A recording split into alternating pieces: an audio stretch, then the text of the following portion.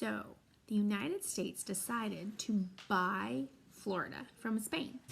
The reason why they decided to buy Florida from Spain is because Florida wasn't taking very good care of it. It actually had Indians that were living there that were terrorizing everything, and the Spanish people weren't doing anything about it. They were actually running into Georgia and raiding and hurting and killing and doing all kinds of things. And so United States said, well, to stop this, let's purchase Florida. But we're not going to give the money to the people of Spain. We're going to take the money and we're going to give it to the people who have actually been, robbed from, that have had their property damaged, all the people that actually had something wrong. They're going to give the money to them, not to Spain. Now here's the thing. Spain actually agreed to it. So Spain sold Florida to the United States in 1819. And the person that actually did the negotiation and bought it for $5 million, which is not very much money now, but was back then, James Monroe. Now, we talked a little bit about the First Great Awakening. We watched a video on it. I don't know if you remember totally, but we learned that the Great Awakening was a time when religious revival came across the nation, where people started to get closer to God again.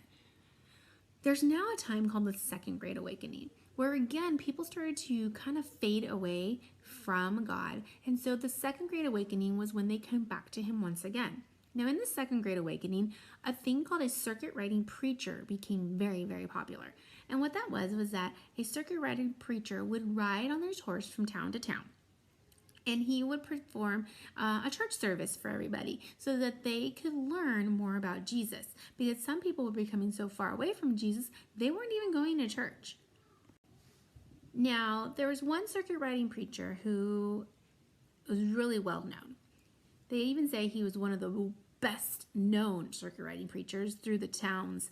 His name was Peter Cartwright. Now, Peter Cartwright did ministry for God for over 50 years. Now, I don't think he rode on his horse for 50 years, but he did preach the gospel for 50 years. And he went through the towns preaching and telling everybody about the good news.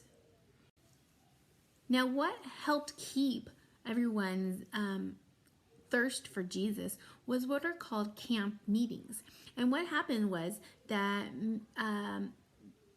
they would have once a year these camp meetings where everybody would get together and they would read the Bible and they would worship, and they would come from all over the place, hundreds of miles, so that they could meet at one campsite, and they would camp out there in tents and like actual camping, and they would just spend their time listening to preachers talk about the Bible. This Great Awakening, this Second Great Awakening, was another spiritual time in life where everyone started to get back to Jesus. Because I think what was happening was a lot of the people were falling away from Jesus because they were so into trying to move west, so into moving our country further, that God got left behind.